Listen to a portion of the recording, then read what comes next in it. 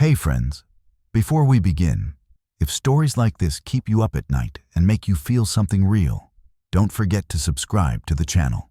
You won't regret it. I showed up to my wife's company dinner 10 minutes late. The kind of late that still smells like rain and rushing through cobblestone streets. Berlin in November has a way of making you feel judged by the sky. The wind cut through my coat as I handed my invitation to the hostess, who smiled politely and checked my name against a list far longer than it needed to be. Inside, the hotel ballroom glowed with soft amber light. Crystal glasses chimed. Laughter rolled in practiced waves. This was Lena's world now. Corporate strategy, polished smiles, power disguised as civility. I adjusted my tie, now suddenly aware that my shoes weren't Italian leather and my suit had seen better years. I spotted her near the center of the room, radiant in a dark green dress I hadn't seen before. She laughed too loudly at something her boss said, her hand resting lightly on his arm. Then he noticed me, her boss, Marcus Vogel, tall, silver-haired, the kind of man who looked like he'd never been told no. His eyes traveled over me slowly, from my damp coat to my scuffed shoes, and he smiled. "You weren't what I expected," he said, "just loud enough for the people nearest us to hear." The laughter faltered. Lena's smile froze. I extended my hand anyway. "I'm Eric, Lena's husband." "Ah," Marcus replied, not taking my hand at first. "Of course, the husband." That word landed like an afterthought. I laughed it off. I always had. Or that was my role. Easygoing Eric, reliable Eric, the one who didn't make scenes, the one who grew up in a family where silence was survival. But something shifted inside me then, quiet and irreversible. I grew up in Leipzig, in a concrete apartment block that still smelled faintly of coal dust and boiled cabbage. My father was a factory foreman, strict and distant. My older brother Thomas was the golden child, brilliant, ambitious, everything I wasn't allowed to be. When the wall fell, Thomas left for the West and never looked back. I stayed, took care of our parents, learned early that loyalty didn't guarantee love. When Thomas died suddenly 10 years ago, heart failure at 42, my mother blamed stress, blamed capitalism, blamed everyone but him. At the funeral, people spoke about his potential. No one spoke about what he'd left behind, including me. Lena came into my life not long after. She was studying business, hungry for more than the small-town limits I'd accepted. I loved her for that hunger.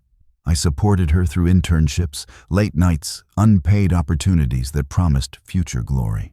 When she landed a position at Vogel Consulting, I was proud in a way that hurt. Somewhere along the line, proud became invisible. After that dinner, things changed subtly. Lena stayed later.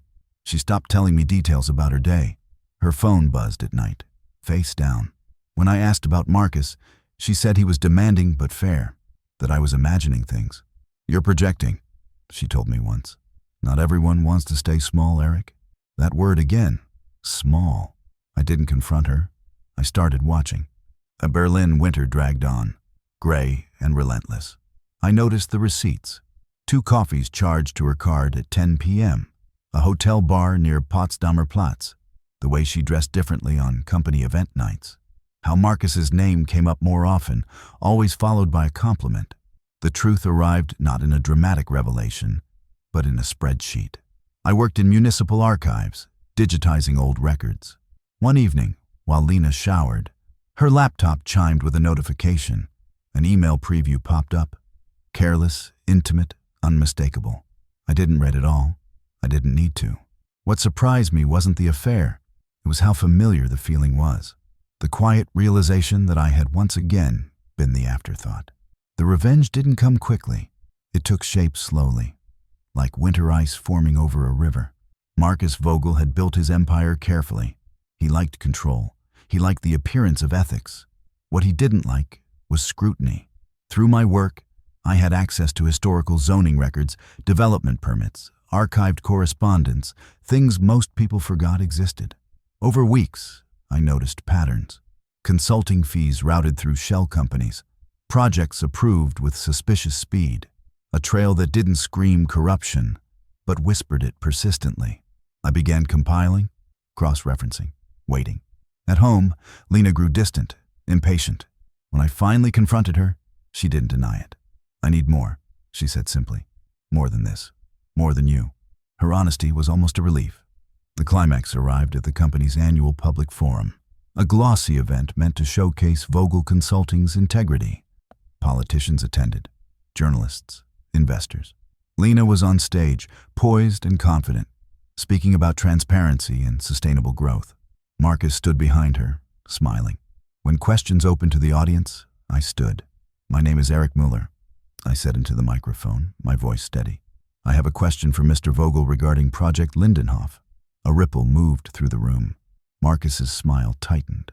What specific consulting services justified the additional 2 million euros billed through Altweg Solutions? I continued. A company that, according to public records, doesn't exist beyond a post office box. Silence, then murmurs. I didn't raise my voice. I didn't accuse. I asked questions, one after another. Each answer Marcus gave only opened another door. Journalists leaned forward. Phones came out. Lena stared at me from the stage, her face pale, understanding dawning too late. The investigation that followed was swift and merciless. Marcus resigned, for personal reasons. Clients fled, prosecutors stepped in. Lena's career imploded by association. Friends stopped calling. At home, we packed our lives into separate boxes. "You did this to hurt me," she said once, tears streaking her mascara. "No," I replied. "I did this because I was done disappearing." Spring came early that year. Cherry blossoms bloomed along the Landwehr Canal, fragile and defiant. I moved into a small apartment with tall windows and quiet mornings. For the first time in years, I slept deeply. My mother called less. My brother's shadow felt lighter. One afternoon, I ran into Marcus outside a cafe. Older somehow, diminished. He didn't look at me. And Lena? She sent a message months later.